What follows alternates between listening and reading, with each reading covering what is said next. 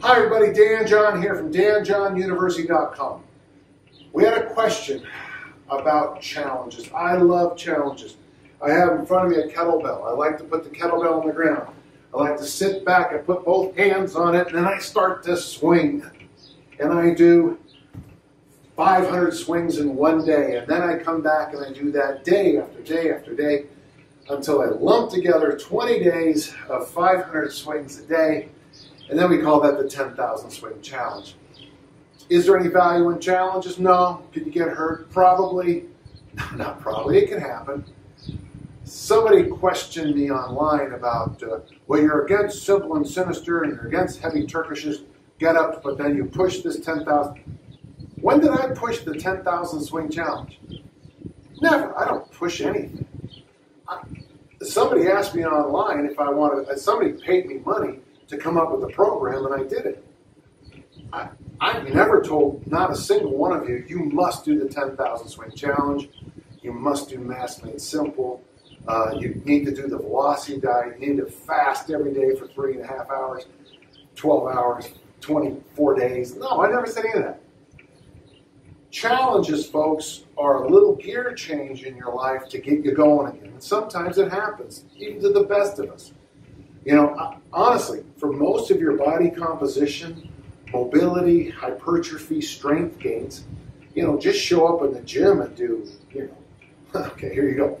2 sets of 5 in the overhead press, 6 heavy pull-ups, you know, you wear a load somehow, thick bar deadlift, 2 sets of 5, front squat, 2 sets of 5, grab the farmer bars or the bear hug carry and go for a walk, you know, do that 3, 4, 5 days a week, you know, walk 15 minutes before every meal, eat your sauerkraut, eat your kimchi, eat your vegetables, eat your protein, drink your water, sleep 9 hours every night. If you just did that, you'd be fine. The problem is, in the same way, my life isn't that structured, that's why we need challenges. And that's why you'll notice that the challenge season tends to be like January here in the United States, because a lot of people from Thanksgiving, Christmas, and New Year's say, well, it's okay, I'll start my diet January 1st, January 2nd,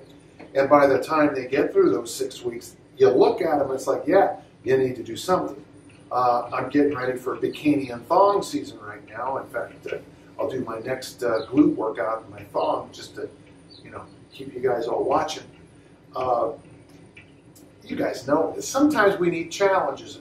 The proper time to do a challenge is the proper time in almost any aspect of life is to balance things. Now, yin and yang is becoming kind of almost a cliche, but, and I like what Dr. Atkins says in the beginning of his book. He goes, if you've been on a carbohydrate overdose for 20, 30 years, going moderate after that isn't going to help. And that was his argument about why you'll go to 0 carbs for 2 weeks. And by the way, it was just 2 weeks, so that you would, those 2 weeks of 0 carbs would make that seesaw, that teeter-totter, you know, you can't go from unbalanced to balanced. You have to kind of go like this. So when you do challenges is anytime you found yourself, and there's good reasons for it, kind of maybe, you know, missing workouts, eating too much, having, you know, making some bad, you know, decisions, that's a good time to go to the challenge. And there's great challenges year-round. There's Squat-tober, where you squat every day. Somebody told me there's a plank challenge now.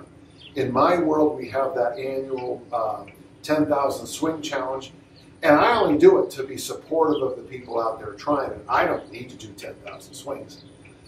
So for me, challenges are always to counterbalance something else. And a lot of people go out of their way to get in great shape for weddings and reunions and all kinds of things. And I love it. And then they go to the wedding reunion and just, you know, it's 3 days of toxic drinking and eating.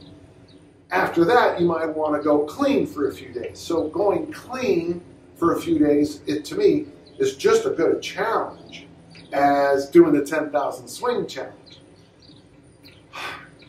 Now, as a coach, things are a little different. I used to call it the big push.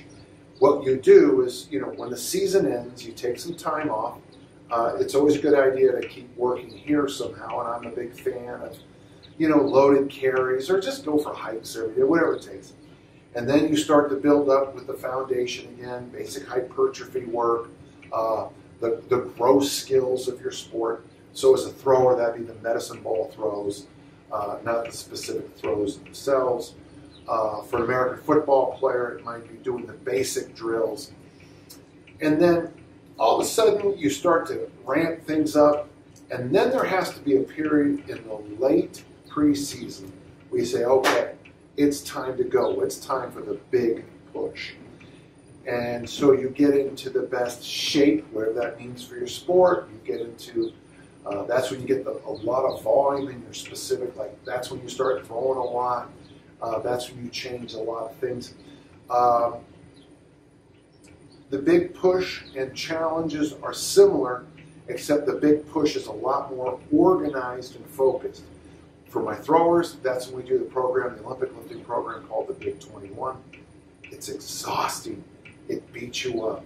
It's not a good way to prepare yourself for throwing the next day, but boy, does yours set the stage for throwing 2 or 3 weeks down the line. So, challenges. Put your arms around them. Fall in love with them. Use them a lot. But use them at the right time. Thank you.